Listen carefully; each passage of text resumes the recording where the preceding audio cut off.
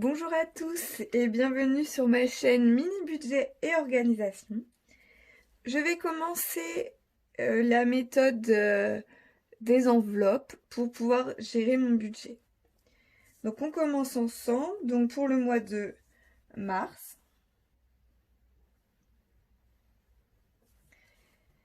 le revenu est de 800, mon salaire est de 870 euros.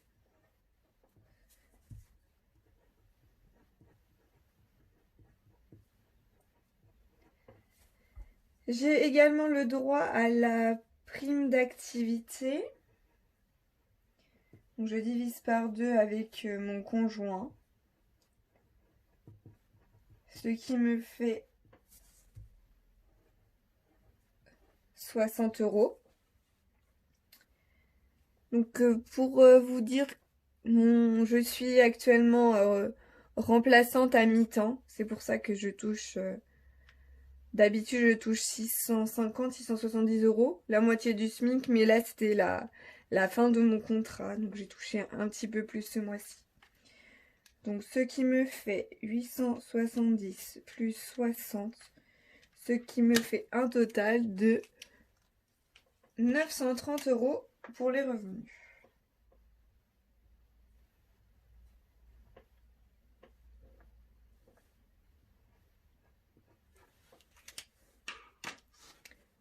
Ensuite, dans les dépenses fixes, donc je ne paye pas le loyer, c'est mon conjoint qui paye le loyer, mais moi, je paye l'électricité.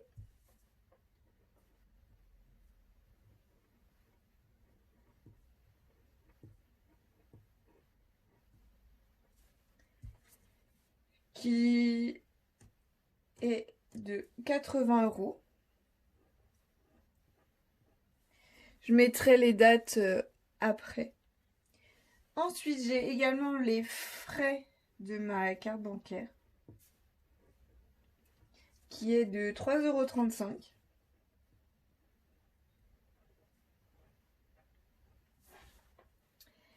€. Je paye également l'assurance maison et mon assurance voiture pour un total de 44,38 euros.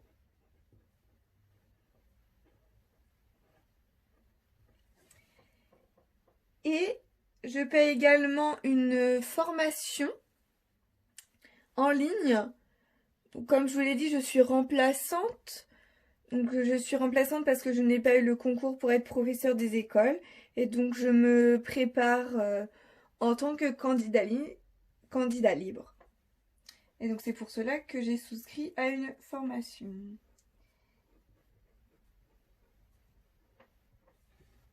qui coûte 90 euros par mois. Donc voilà, ce sont tous mes dépenses fixes. Alors, on va faire le total. L'électricité 80 euros plus 3,35 de mes frais bancaires, plus mon assurance à 44,38, plus ma formation à 90 euros. Je suis à un total de 217,73 euros.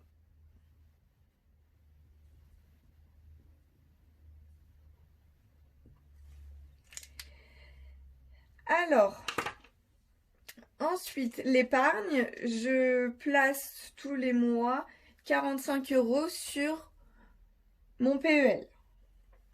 Donc je mets PEL et c'est automatique. Il me prélève 45 euros par mois. Donc mon objectif à moi est de mettre un maximum d'argent de côté, puisque de 1, l'organisme qui me paye en tant que remplaçante ne me paye pas tous les mois, ils ont du mal à me payer, donc je ne sais pas si le mois prochain je serai payée. Donc il faut que je garde un maximum de côté pour m'aider le mois prochain. Et de deux, avec mon conjoint, nous habitons dans une maison qui est meublée. Et donc par la suite, nous souhaiterons acheter une maison. Et cet argent nous permettra d'acheter la maison et également d'acheter les meubles, puisque nous avons aucun meuble à part la télé, un micro-ondes, un petit peu de vaisselle. Nous n'avons pas grand-chose. Voilà. Ensuite, nous allons passer aux dépenses variables. Donc, ce mois-ci, en dépenses variables, j'ai les poubelles à payer.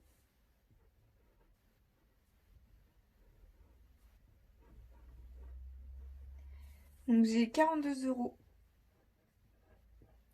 à payer. Je vais essayer de payer ça en ligne. Ensuite, j'ai un anniversaire. Plusieurs anniversaires, on va dire. J'ai un anniversaire et l'anniversaire de mon conjoint qui est au mois de mai. Mais j'ai vu que le cadeau qu'il voulait était en promotion en ce moment. Donc je préférerais l'acheter maintenant. Donc pour ces anniversaires, je vais mettre 60 €. Plus ou moins. Donc ce qui me fait 102 € de dépenses variables.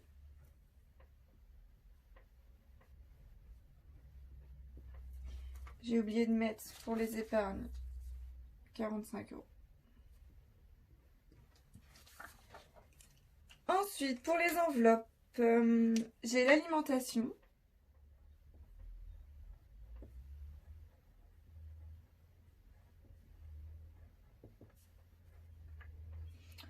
Je mets environ 250 € pour l'alimentation. Dans l'alimentation, je compte les produits d'entretien, les produits de douche, les croquettes de mon chien aussi. Donc ce montant varie.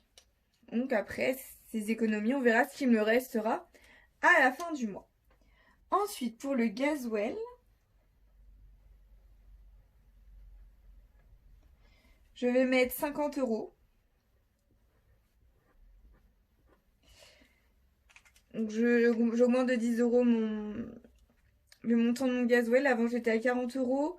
Mais en ce moment, le gasoil a augmenté et je sais que je vais faire 2 allers-retours un peu plus loin où je ne vais pas d'habitude en tant que remplaçante. Ensuite, j'ai aussi une enveloppe pharmacie. Donc avant, je n'y allais pas souvent. Mais maintenant, j'ai été malade le mois dernier. Le mois de février aussi. Mois de février, c'était le mois dernier. Le mois de janvier. Donc maintenant, je préfère prévoir à l'avance mon budget. Donc j'ai décidé que je vais mettre 20 € je crois. Et je fais une dernière enveloppe pour moi. Avec 30 €. Je ne me suis pas fait plaisir ni en janvier ni en février. Et donc ce mois-ci, j'ai besoin de maquillage. J'ai besoin de me racheter du fond de teint, de l'anti-cerne et de la poudre. Donc je vais mettre 30 €.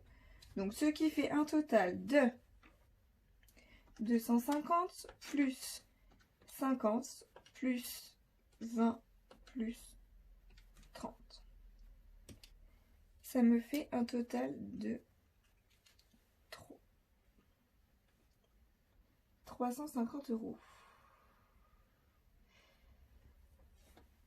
Donc je vais refaire 250 plus 50, ça fait 300. Non, ça fait bien 350. Sauf que je n'avais pas prévu ça. Donc où est-ce que je me suis trompée? Tant pis. J'ai pas dû retirer le bon montant d'argent. Donc ensuite, nous allons faire le total qu'il va me rester à la fin du mois de mars. Donc on a dit revenu 930 €. Je recommence, 930 moins les dépenses fixes qui s'élèvent à 217,73 €. Ensuite, j'enlève les 45 € qui vont directement dans mon PEL. J'enlève les dépenses variables, 202 €.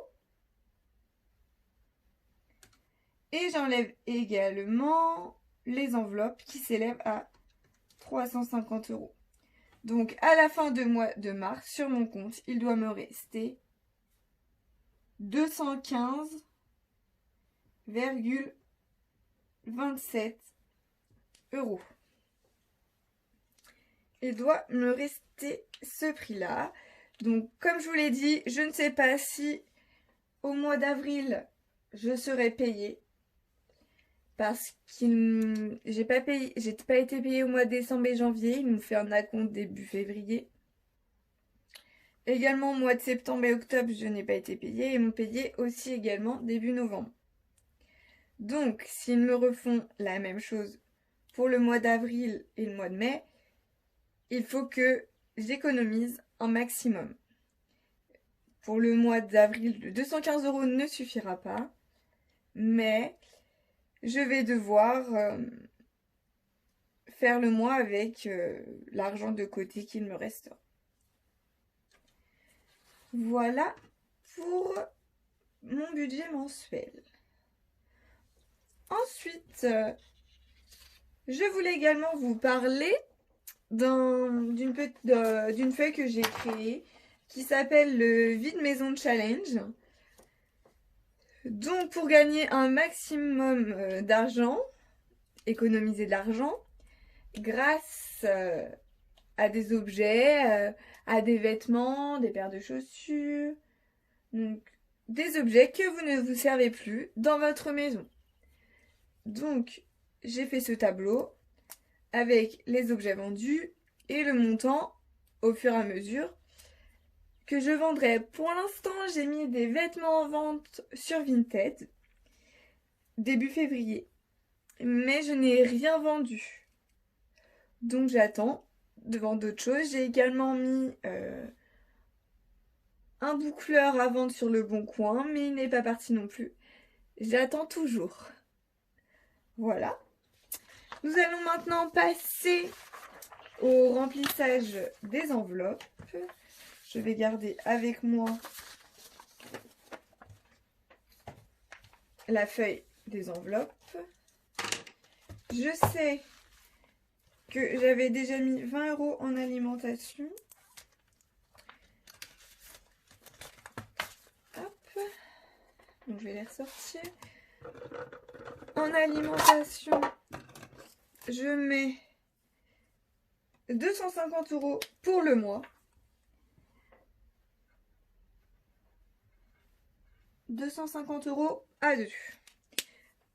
Ça varie plus ou moins, comme je vous l'ai dit. J'ai aussi plus d'encre dans mon imprimante.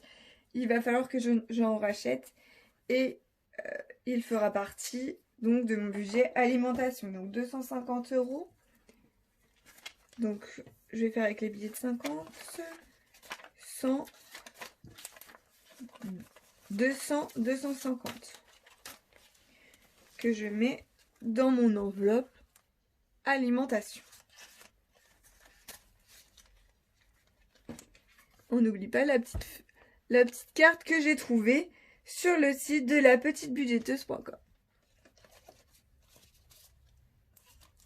Ensuite, le gasoil, j'ai dit que je mettais 50 €. Donc dans cette enveloppe, vous pouvez le voir, il y a une pièce de 5 centimes. C'est parce qu'à la pompe, il m'arrive de dépasser. Que ce ne soit pas pile poil. Donc je préfère mettre 5 centimes dans l'enveloppe. Comme ça, au cas où si je dépasse un tout petit peu, ça sera prévu. Donc j'ai dit que je mettais 50 €. 2, 4. Et je vais prendre un billet de 10, ce qui m'est fait 50 €.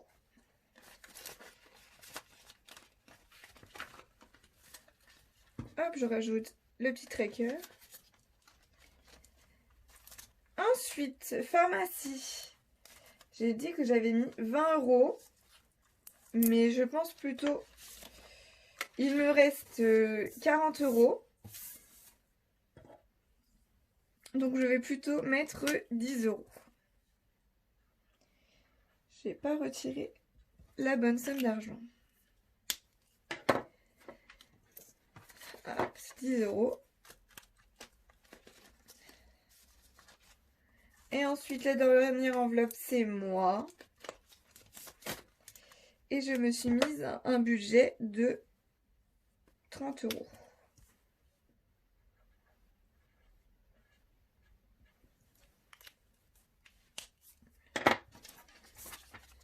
Hop, un billet de 20, un billet de 10. Ce qui fait 30 €. J'ai également une enveloppe extra. Mais ce mois-ci, je ne peux pas me le permettre. Je ne sais pas. On est déjà sorti à la fin du mois de février, donc peut-être que ce mois-ci, ce n'est pas possible. Donc voilà pour les enveloppes. Donc voilà, la vidéo va toucher à sa fin. J'espère qu'elle vous aura plu. Si c'est le cas, n'hésitez pas à mettre un pouce bleu. N'hésitez pas si vous avez des questions. J'y répondrai avec plaisir. Merci d'avoir regardé cette vidéo et à bientôt. Au revoir.